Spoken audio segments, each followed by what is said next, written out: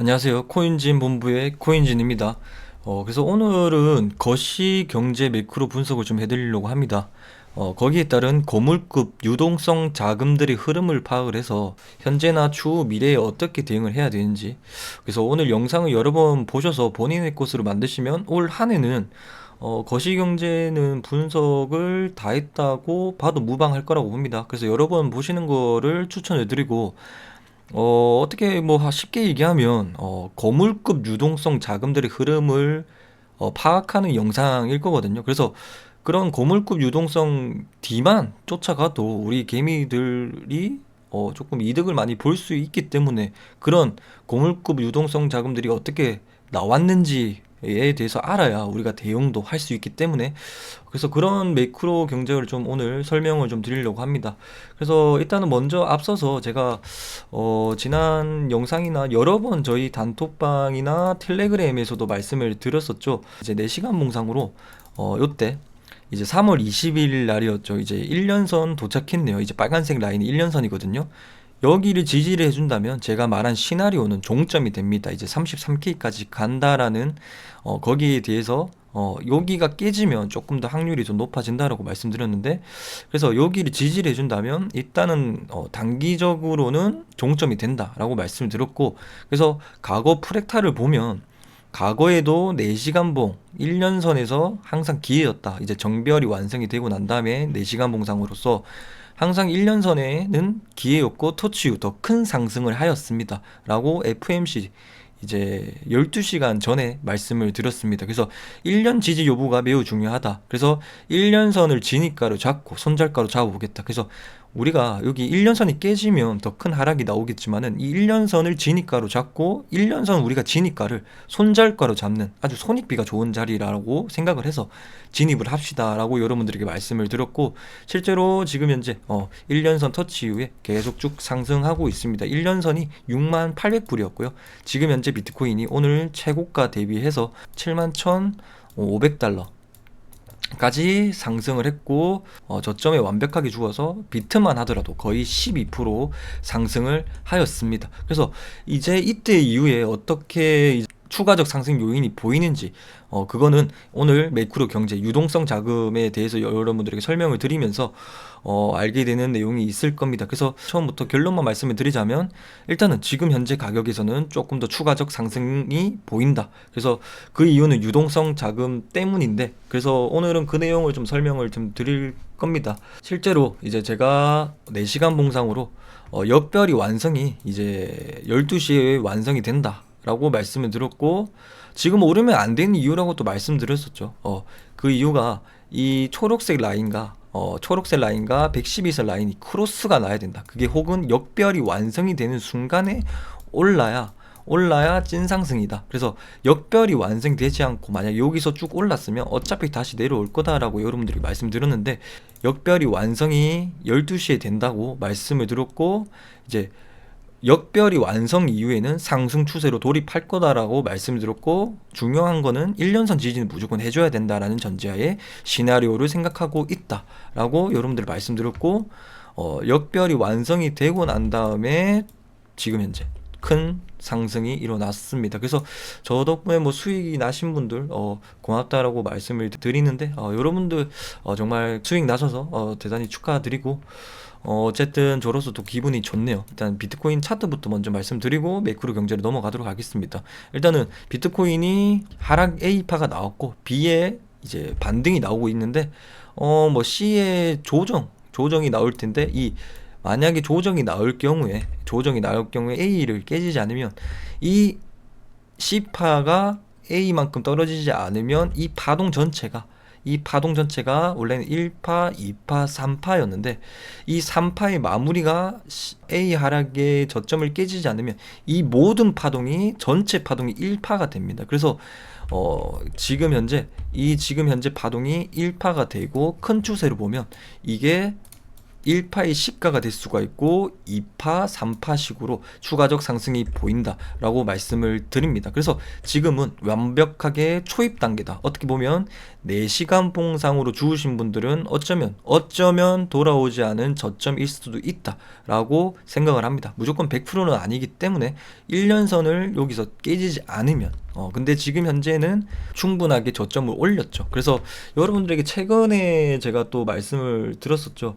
최근에 텔레그램에게 뭐라고 말씀드렸냐면 유튜브 외에 텔레그램 브리핑 하면서 이제 유튜브 커뮤니티에도 올려드렸고 텔레그램에도 올려드렸습니다. 그래서 지금 현재 4시간 봉 111선 2번 터치 완료했다. 그래서 이거 뭐라고 말씀드렸냐면 지금 삼각 수렴 형태에서 111선과 224일선 안에서 신기하게 수렴 중이다 라고 말씀을 드렸습니다. 그래서 이게 지금 현재 고점은 요 안에서 여기 노란색과 빨간색 안에서 고점은 그대로인데 저점은 올라가고 있는 삼각 수렴 형태다. 결국에는 이 111선을 뚫는 순간 추세가 나올 것이다 라고 말씀을 드렸고 역별이 완성이 되고 난 다음에는 저점은 나왔다라고 말씀을 드렸습니다. 그러니까 어쨌든 그대로 저의 분석 그대로 가고 있어서 저도 좀 여러분들 수익 이렇게 제 분석대로 가서 여러분들 수익 나셔서 대단히 축하드립니다. 어쨌든 오늘 매크로 경제를 좀 설명을 좀 드릴게요. 내용이 기니까 비트코인 차트 분석은 여기까지 하도록 하겠습니다.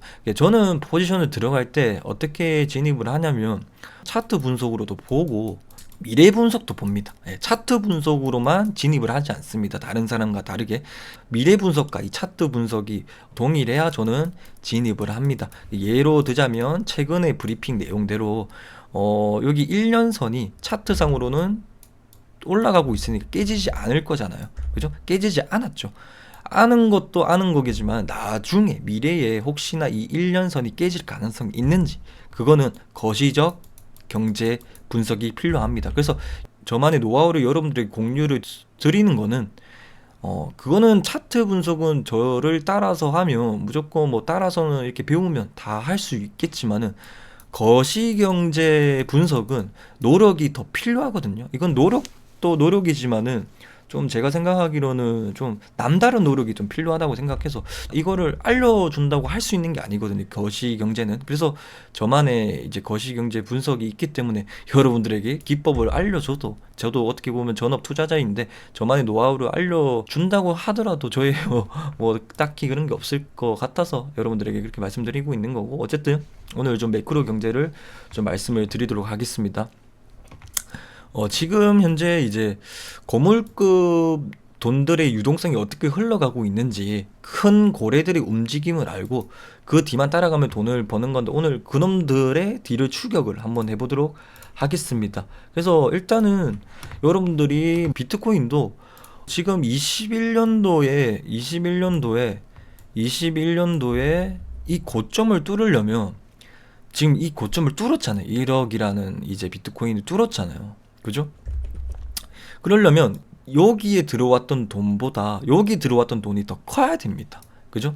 근데 그 돈들이 지금 어디서 났겠습니까? 돈을 뿌린 건 아니잖아요. 요때랑 다르게. 그죠? 코로나가 터져서 그런 것도 아니고 물론 뭐 현물 ETF 승인가 뭐 비트코인 반감기 요소로 수요가 늘어나고 공급은 줄어드니까 비트코인의 상승이 일어난 것도 맞지만은 결국엔 이 수요라는 거는 이 사람들의 돈이잖아요.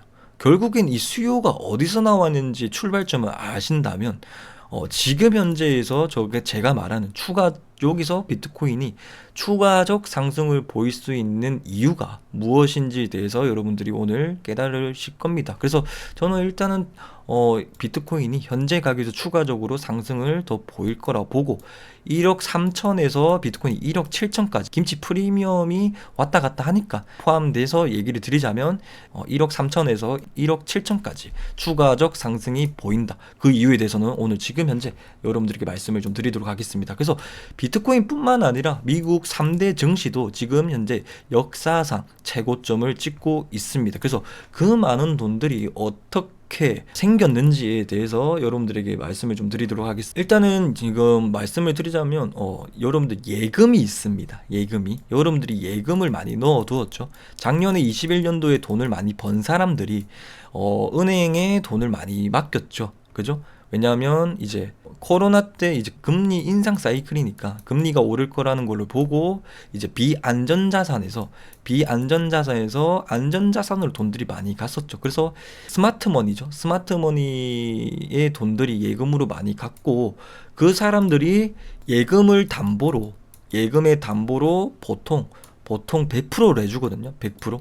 예금을 담보로 내가 들고 있는 예금의 담보로 100%의 이제 대출을 해주는데 30년짜리 이제 채권을 발행하는 거랑 1개월짜리 채권을 발행하는 게 있는데 30년짜리 담보로 돈을 빌릴 때 조금밖에 안 주거든요. 근데 1개월짜리는 금리가 아무리 올라도 가격이 안 떨어집니다. 그래서 1개월짜리는 담보는 100에 가깝 돈을 빌려주거든요. 그래서 제가 하고 싶은 얘기는 그 많은 돈들은 어디서 돈을 누군가가 뿌렸냐면 여러분들 돈을 누가 뿌릴 수가 있나요? 미국 정부인가요? 아니면 연준인가요?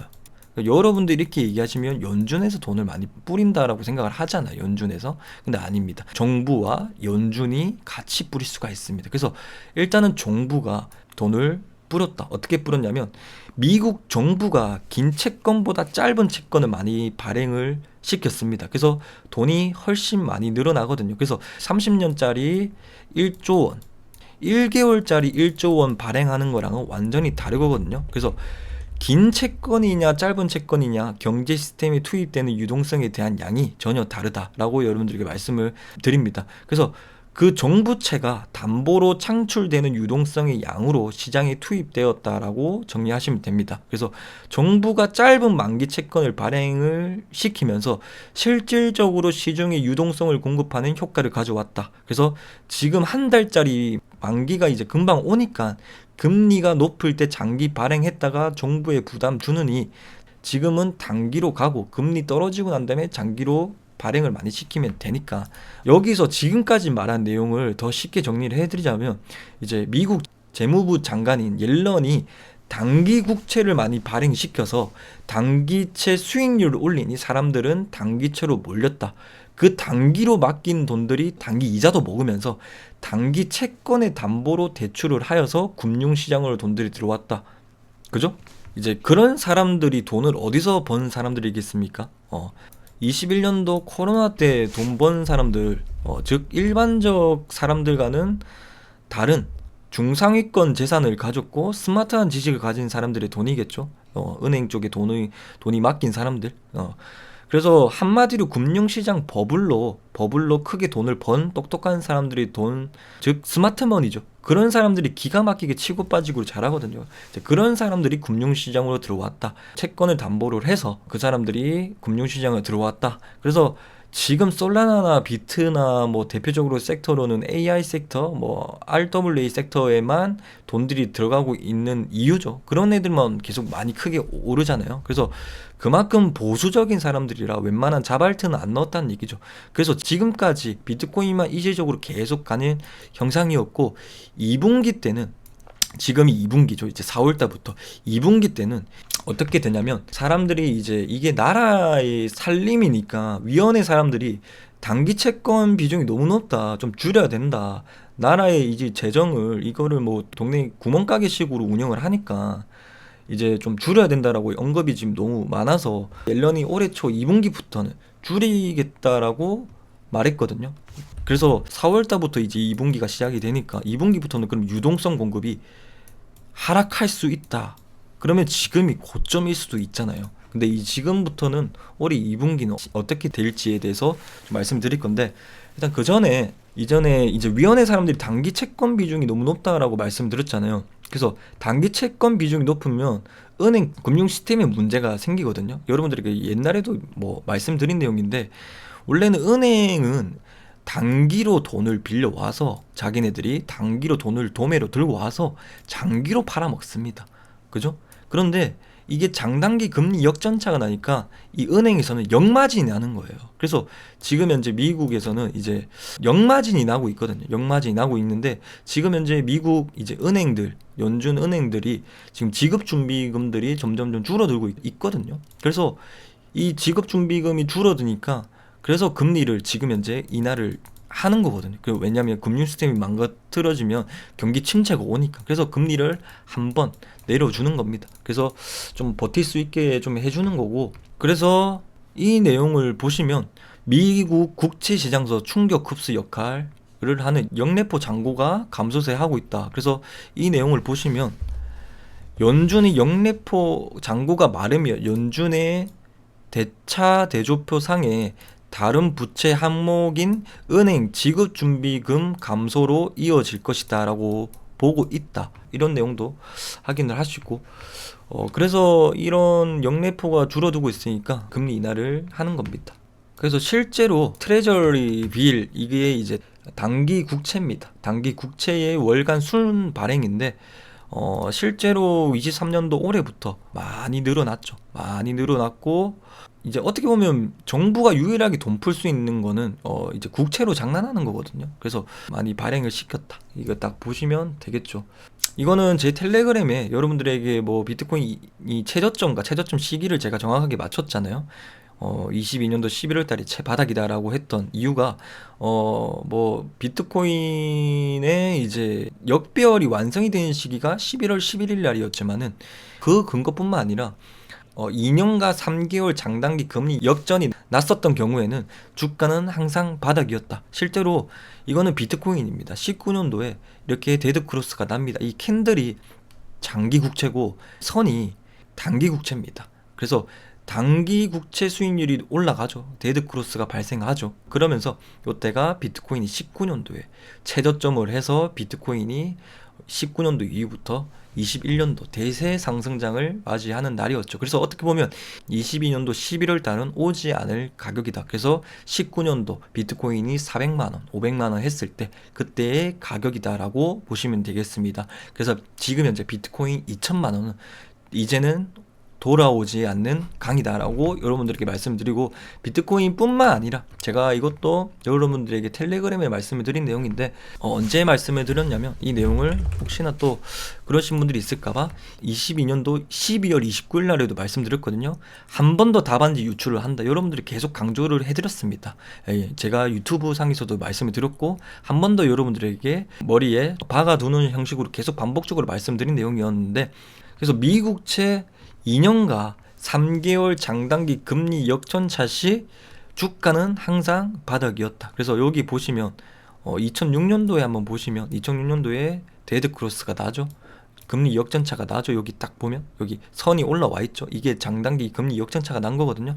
그런데 주가는 항상 바닥이었다.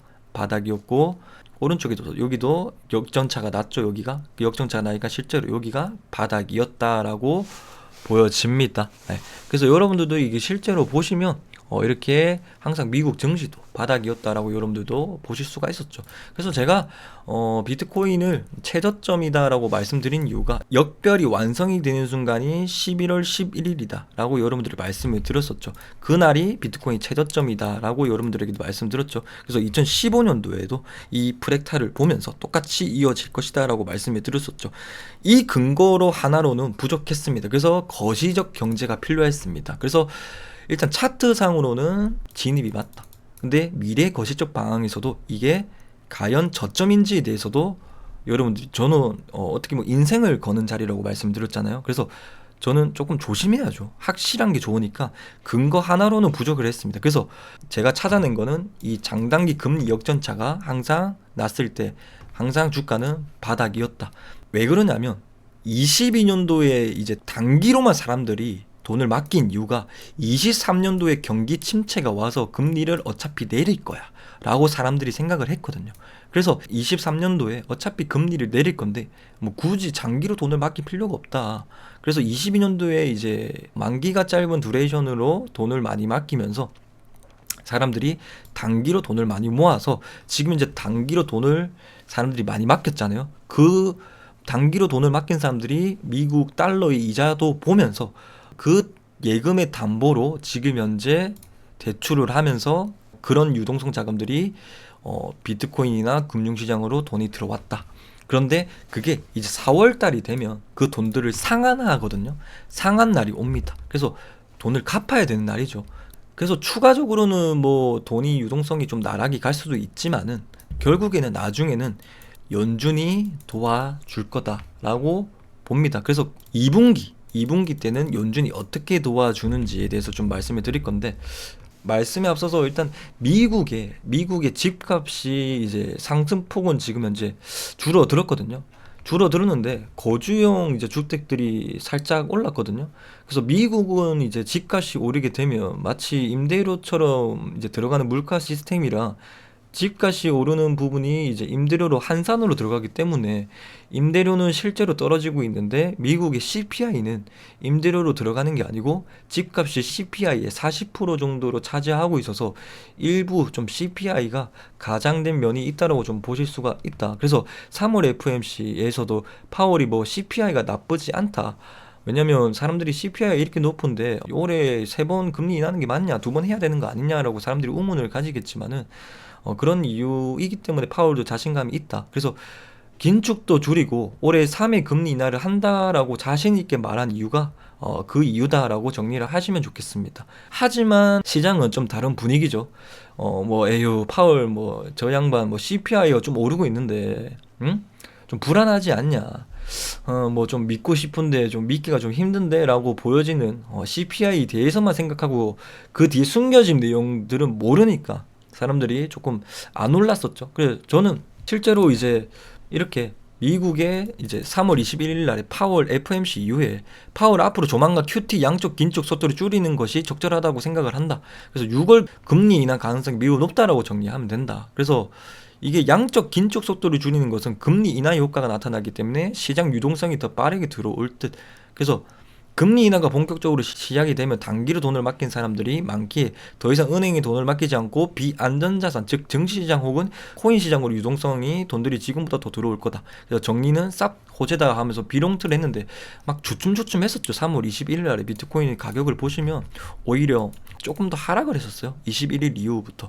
21일부터 이런 식으로 하락을 했었거든요. 여기 부분에서. 예. 여기 부분에서 오히려 이틀 동안 하락을 했다가 이제 3일 뒤에 제정신을 차린 거거든요. 그래서 이게 양적 긴축에 대해서 여러분들이 말씀을 드린 이유가, 옛날에 이제 지금 좀 사람들이 좀 이 엄청난 호재인데 왜 모르냐면 21년도에 여러분들 제로금리였잖아요. 그래서 양적 완화를 하고 있다가 이제 파월이 뭐라고 얘기하냐면 테이퍼링을 곧 시작하겠다. 그래서 이 테이퍼링이랑은 앞전에 돈을 푸는 거를 줄이는 행위를 테이퍼링이라고 하는 거거든요. 왜 줄이겠냐? 그게 금리 인상에 대한 시그널이거든요. 그래서 지금은 반대죠. 양적 긴축을 하고 있죠. QT를 하고 있는데 지금 3월 FOMC 때 테이퍼링을 한다라고 말을 했잖아요. 그 말은 무슨 말이냐면 지금은 금리 인하에 대한 시그널이 나왔다. 그래서 6월 달에 제가 금리를 내릴 것이다라고 말씀을 드렸었죠. 올해 초만 하더라도 1월 22일 날에 24년도 경제 분석 질의응답에서 올해 미국 금리 인하 시기와 폭은 어떻게 전망하냐라고 이렇게 제 스스로 자문자답을 했었는데, 시장은 3월로 예상하지만 저는 6월에 기준금리를 인하를 할 것이다. 3월로 만약 진행될 경우에는 미국이 물가 잡기에 또다시 숲으로 돌아가는 꼴이 되기 때문이다 하면서 이런 내용들은 한번 읽어보시고 저희 텔레그램에 고정 댓글란에 있으니까 들어오셔서 확인해 주시고, 어쨌든 저의 예상대로 가고 있다는 점만 여러분들 파악해 주시길 바랍니다. 자, 여기서 보면 미국 연중 긴축 사이클, 금방 말한 아까 테이퍼링이죠. 테이퍼링의 시작은 금리가 이제 돈을 빨아들이는, 이제 양적 긴축은 여러분들 뭐냐면 돈을 이제 풀어둔 거를, 그런 유동성 자금들을 빨아들이는 행위거든요. 그 사이클이 언제 끝나냐면 금리가 근원 CPI를 넘어야 끝이 난다. 이게 무슨 말이냐면 제 유튜브 쇼츠에도 있거든요. 여러분들 찾아보시면. 그래서 이게 무슨 말이냐면 지금 현재 미국 기준금리가 5.5%잖아요. 근데 미국의 근원 물가가 이보다 더 낮아야 긴축 사이클이 종료가 되고 이제 돈을 속도 조절이 들어간다는 얘기거든요. 돈을 빨아들이는 행위를 속도를 좀 조절하거나 중단되는. 근데 그 중단되는 시기가 과거에 이 뉴스에 제가 말씀드리자면 항상 과거에 긴축 사이클의 종료의 시점은 역사적 데이터로 봤을 때 금리와 근원 물가의 차이가 3% 이상, 2에서 3%가 났을 때 미국의 긴축 사이클이 종료가 되고, 그 미국의 긴축 사이클의 종료는 미국의 금리 인하의 시그널이다라고 말씀드리겠고, 실제로 이제 CPI를 보는 게 아닙니다. 미국 연준은 PCE 물가를 보거든요. 더 정확하기 때문에. 그래서 그 PCE 물가가 지금 현재 얼마냐면 2.8%로 내려왔습니다. 예, 그리고 그냥 PCE 물가가 2.4%입니다. 그래서 실제로 딱 미국 물가가 5.5%고 뭐 근원 물가가 2.8이고 그냥 PCE 물가가 2.4%면 역사상 3% 차이가 나죠. 3.1% 차이가 나죠. 이걸 보면 제가 예전에 쇼츠 영상에도 있거든요. 한번 그 내용을 위에 아마 제가 한번 띄워 드릴게요. 지금 아마 위에 자막으로 나갈 겁니다. 예, 한번 그거를 좀 저 영상을 한번 보시면 이해가 좀 되실 겁니다. 그래서 2월 달에 이제 2월 달에 연준 파월 의장이 1월 달에 이제 긴축 속도 조절에 대해서 논의가 들어갔고 3월에 본격적으로 논의가 시작이 될 것이다라고 했잖아요. 그 이유가 이제 근원 물가를 보면 근원 물가를 막 보거든요. 1월 달에 실제로 지금 근원 PCE 물가가 3%대에서 2%대로 들어왔습니다. 파월의 물가의 목표치가 어딥니까? 2%대거든요. 그래서 예전에도 말씀드렸지만은 2%대 딱 정확하게 이제 맞출 거냐 아니면 뭐 2% 근접했을 때도 그것도 2%대로 치냐 목표가라고 치냐라고 이게 예전에 1월 달인가 2월 달에 파월의 이제 기자회견 FOMC 기자회견 때 말했던 내용인데 파월은 2%대 근접만 하더라도 금리 인하를 할 수가 있다. 아니면 혹은 테이퍼링을 할 수 있다라고 했는데 실제로 1월 달에 2.9%로 되면서 2월 달에 확실하게 0.1%로 내려오는 걸 보고 2월 달에 FOMC 때 우리 이제 1월 달에 본격적으로 논의가 들어갔고 그 논의가 들어갔던 게 2%대로 진입을 처음으로 역사상으로 지금 코로나 이전 수준으로 지금 내려왔기 때문에 1월 달에 그래서 논의가 시작되었고 3월 달에 그래서 이제 속도 조절을 할 것이다 라고 조만간 할 것이다 라고 얘기를 했던 이유가 그 이유입니다. 근데 지금 시장은 믿지 않고 있는 거죠. 왜냐?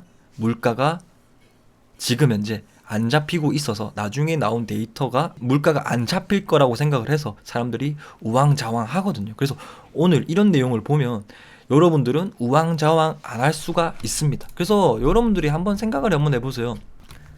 여러분들에도 예전에도 말씀드렸는데 이것도 이제 어떤 내용이냐면 여러분들이 항상 기회인 건 알아요. 근데 항상 그 뒤에 가서야 기회인 줄 알거든요.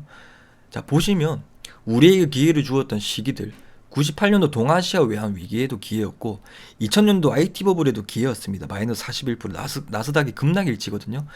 2001년도 9.11 테러도 마이너스 74%, 2005년도 금리 인상, 2006년도, 2008년도, 2012년도, 2015년도, 2019년도, 2020년도 코로나, 2020년도 금리 인상, 러시아 우크라이나 러시아 전쟁. 항상 요때 여러분들이 나중에 돼서 그때 기회였구나. 근데 지금도 기회입니다. 근데 여러분들이 이때 왜 기회인지 눈치를 못 채냐면 항상 무슨 조그마한 악재가 여러분들에게 막 그런 크게 와닿거든요. 그러면 개미들이 털려요. 그래서 올해에는 적어도 미국 대선까지는 큰 하락은 없다라고 여러분들이 말씀드리고 자지부지한 그런 뭐 소음 정도는 있겠으나 여러분 엉덩이 무겁게 올해까지만 내년에는 위험 리스크가 있을지 몰라도 올해까지는 좀 엉덩이를 좀 길게 가져가시는 걸 추천을 드립니다. 그래서 이제 2분기 때는 연준이 돈을 풀 거다라는 내용을 여러분들에게 말씀을 드릴 건데 금방 그 내용이 연준에서 이제 돈을 풀 거다라는 내용도 있거든요. 돈을 이렇게 여러분들 유동성 자금으로 지금 시장이 올랐다는 거 지금 현재 이해가 다 되시죠? 그죠? 그러면서 연준이 어떤 식으로 돈을 풀 것인지 혹은 금리 인하도 돈을 푸는 유동성 공급을 해주는 거거든요. 금리 인하.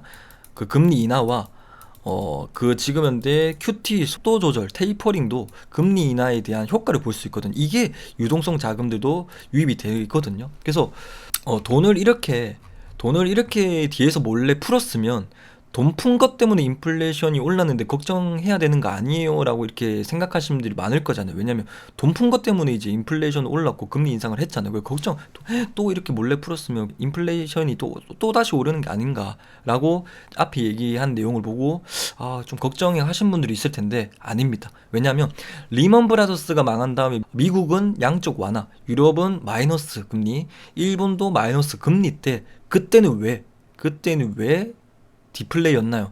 그때는 금융 시스템으로 돈이 들어갔기 때문입니다. 21년도 때는 실물 경제로 사람들에게 돈을 뿌렸기 때문에, 그래서 지금 단기채로 인해 유동성이 풀린 것들과 연준에서 또 긴축 중단, 이제 테이퍼링이 시작하고 돈을 푼다라는 거는, 이건 무슨 돈이냐면 실물 경제로 가는 돈이 아니고 금융권에서만 돈이 돈다라는 겁니다. 그래서 이제는 미국 정부가 움직였다면 이제 연준이 움직일 차례인 거죠. 그래서 미국 정부와 손을 맞잡고 연준이 정부를 도와 이제 움직인다라는 증거가 양적 긴축 속도 조절입니다. 그래서 이게 엄청난 호재라는 겁니다. 그래서 인플레를 일으키지 않고 자산 시장에서만 돈이 머문다. 그래서 미국 정부는 이제 조달 계획을 발표를 하거든요. 조달 계획을 발표를 미리 하거든요. 우리나라도 마찬가지로 그 계획상 4월부터는 이제 트레저럴 빌, 이제 단기 국채 발행은 줄어드는 게 아니고 이제 상한되는 쪽으로, 갚는 쪽으로 나오거든요. 대신에 장기채 발행이 늘겠죠. 그러면 유동성이 그럼 절벽이 되는데, 미국 연준이 뭐 고용 지표를 본다, 물가가 높다, 뭐 7월 등등 뭐 금리 인하 뭐 어쩌고저쩌고 얘기하고 있죠. 사실상 제가 금리 인상 사이클에서도 여러분들에게 말씀드렸지만, 금리 인상 사이클에서도 이제 금리를 몇 번을 인상하느냐가 중요하지가 않고 인상 이후에 고점에서 얼마나 머무르고 금리 인하를 하는지에 대해서 이제 파악을 해야 된다고 했죠. 그게 이제 10개월에서 15개월 평균으로 말씀드렸죠. 그래서 그때처럼 지금도 뭐 물가가 어떻다, 뭐 고용 지표가 어떻다, 그런 거보다는 지금 현재는 유동성 자금을 보셔야 되는 위치라고 생각을 합니다. 그리고 한 가지 얘기가 나온 김에, 여러분들 금리 인상 사이클에, 아이러니하잖아, 금리 인상 사이클에 돈이 바짝 마르고 양적 긴축을 하면서 돈의 유동성을 빨아들이고 있었는데, 어떻게 보면 양적 긴축, 자이언트 스텝 0.75, 75 베이시스 포인트, 뭐 50 베이시스 포인트, 0.5%, 0.75% 금리 인상을 할 때에도 주가는 계속 1년 동안 계속 올랐습니다. 그 이유가 아까도 말했다시피 미국 정부가 단기채 국채 발행을 해서 유동성 자금을 유입을 했다. 그래서 지금은 4월달부터는 연준이 이제 그 행위를 1년 동안 할 것이다 라는 저의 매크로 경제 분석입니다. 예.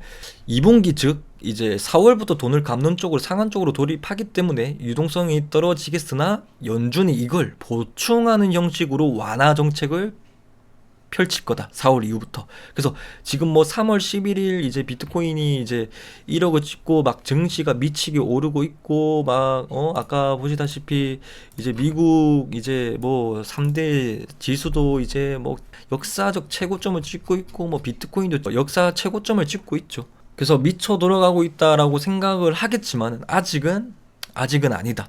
2차 전이 남았다. 여기서 좀 더 간다. 그래서 유동성 입장으로는 충분히 가능한 시나리오다. 그래서 여러분들이 좀 아시는 분들은 있을 겁니다. 저 미친놈, 저 정부와 연준은 독립적이다, 교과서에 그렇게 나와 있다. 이제 미국 정부가 유동성을 공급했다고 연준도 미국 정부를 도와서 유동성을 공급한다라고 그럴 수는 없다. 교과서에서나 여러분들이 뭐 혹시나 좀 경제학을 배우신 분들은 책에서도 그런 내용이 나오거든요. 왜냐하면 연준은 정부기관이 아니고 민간기업입니다. 정부 소속이 아니긴 한데, 제 유튜브 슬로건이 뭡니까? 남들과 다른 돈을 벌려면 남들과 다른 시야를 가져야 된다.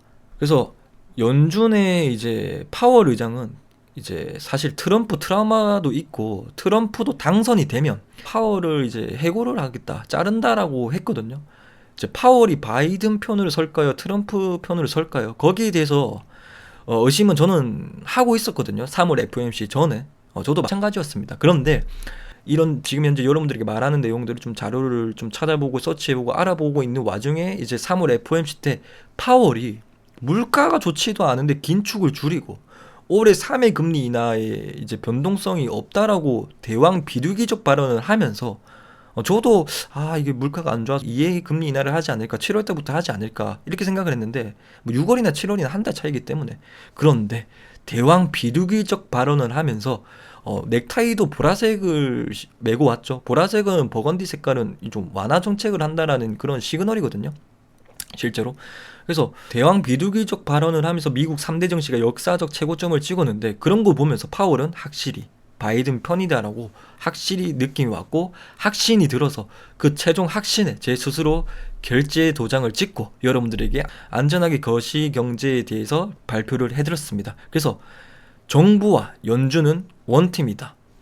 전반전이 끝났으니 후반전이 남았다. 그 전반전이 끝나고 하프라인은 아마 1년선 터치가 하프타임일 수도 있었다. 그래서 지금도 기회다라고 말씀을 드리고, 이 비트코인이 74K를 넘어가는 순간, 74K를 넘어가는 순간 이 현재 이 74K가 고점이었잖아요. 어떻게 보면 저항인 레벨이 이 저항인 레벨을 뚫어주고 난 다음에는 나중에 이 저항 레벨이 지지 라인으로 바뀔 것이다. 그리고 74K를 뚫어주는 순간 전체적인 알트장이 올 것이다. 여러분들, 저는 시장 참여를 오래 한 사람이잖아요. 항상 이 저항을 맞고 내린 자리에서 이 저항인 레벨을 뚫어주면 항상 알트에 불장이 왔었습니다. 제가 옛날에도 말씀드렸던 자리, 혹시나 제 유튜브를 오래 보신 분들은 기억하실 겁니다.